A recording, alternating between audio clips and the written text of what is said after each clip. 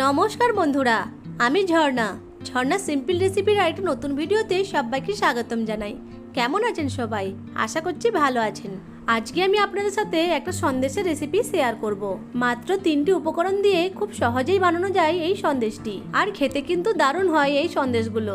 বাড়িতে যে কোনো পূজা পার্বণে বা ছোটখাটো অনুষ্ঠানে এই সন্দেশগুলি বানিয়ে পরিবেশন করতে পারেন। চলুন তাহলে রেসিপিটা শুরু করি। সন্দেশগুলো বানানোর জন্য প্রথমেই গ্যাসের ফ্লেম অন করে একটা কড়াই বসিয়ে তাতে 1 লিটার দুধ দিয়ে দেব। দুধটা ফুটে এলে অনবরত নাড়তে থাকবো।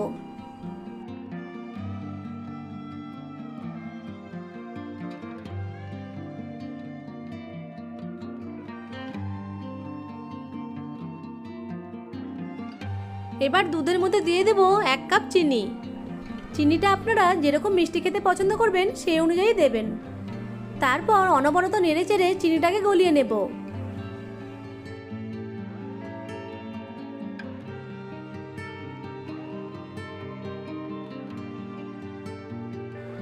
চিনিটা ভালো করে গলে গেছে। এখন এই দুধের মধ্যে দিয়ে দেব 1 চামচ ঘি। ঘিটাকে ভালো করে মিশিয়ে নেব। ঘিটা দেওয়ার ফলে দুধটা কড়াইয়ের তলায় আটকে যাবে না, আর মিষ্টিগুলোও খেতে খুব সুন্দর হবে।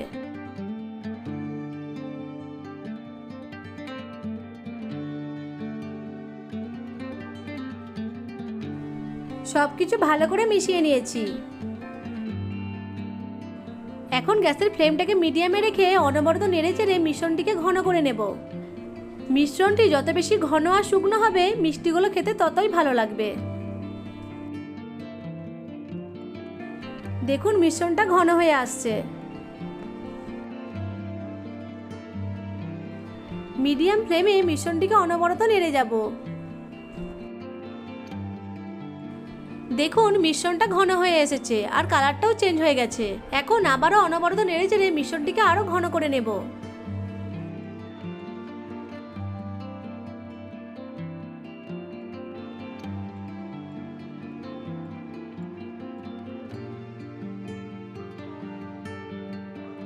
মিশ্রণটা অনেকটাই ঘন হয়ে এসেছে। এখন গ্যাসের ফ্লেম অফ করে 3 থেকে 4 মিনিট আবারও অনবরত নেড়ে নেব। 3 থেকে 4 মিনিট পর দেখাচ্ছি। দেখুন মিশ্রণটা কতটা ঘন হয়ে গেছে। এখন মিশ্রণটাকে কড়াইয়ের 4 সাইডে মিলে দিয়ে পাখার তলায় রেখে 15 মিনিট মতো ঠান্ডা করে নেব। মিশ্রণটিকে পাখার তলায় রেখে পুরোপুরি ঠান্ডা করে নেব। ঠান্ডা হয়ে গেলে মিশ্রণটা শক্ত হয়ে যাবে আর মিষ্টিগুলো খেতে ততই ভালো লাগবে। 15 মিনিট পর মিশ্রণটি পুরোপুরি ঠান্ডা হয়ে গেছে। এখন মিশ্রণটিকে কড়াই থেকে তুলে একটা প্লেটে নিয়ে নেব।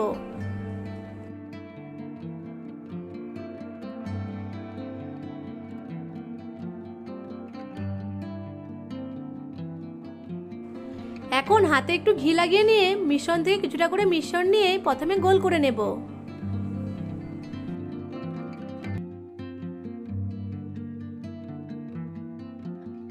তারপর সন্দেশগুলিকে প্রেস করে একটু চ্যাপ্টা করে নেব।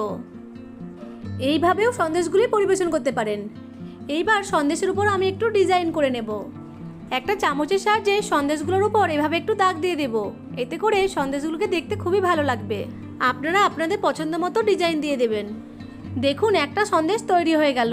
এইভাবে এক এক করে সব সন্দেশগুলো তৈরি করে নেব। চলুন আর একটা সন্দেশ তৈরি করে দেখাই। প্রথমে কিছুটা মিক্সচার নিয়ে একইভাবে গোল করে নেব।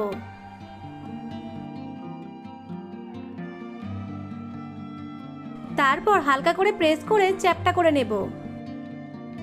এবার চামচ দিয়ে এইভাবে ডিজাইন করে নেব।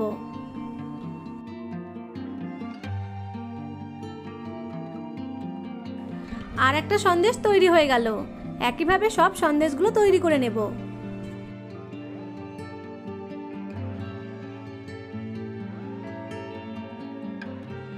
সব সন্দেশগুলো তৈরি করা হয়ে গেছে। এখন সন্দেশগুলোকে একটা প্লেটে সার্ভ করে দিয়েছি। এই সন্দেশগুলো বানানো যেমনই সহজ, খেতেও তেমনই ভালো হয়। আশা করছি আজকের এই সন্দেশের রেসিপিটা আপনাদের কাছে ভালো লেগেছে। ভালো লেগে থাকলে আমার ভিডিওটিকে লাইক, কমেন্ট, শেয়ার আর চ্যানেলটিকে সাবস্ক্রাইব করে পাশে থাকা বেল আইকনটিকে অন করে রাখবেন আমার পরবর্তী ভিডিও নোটিফিকেশন সবার আগে পাওয়ার জন্য। চলুন একটা সন্দেশকে ভেঙে দেখাই। দেখুন সন্দেশগুলো কতটা পারফেক্ট হয়েছে। বাড়িতে একবার হলো এইভাবে সন্দেশ বানিয়ে দেখবেন আর আমাকে কমেন্ট করে জানাবেন সন্দেশগুলো আপনাদের কেমন লাগলো। ভিডিওটা প্রথম থেকে শেষ পর্যন্ত দেখার জন্য আপনাদেরকে অসংখ্য ধন্যবাদ।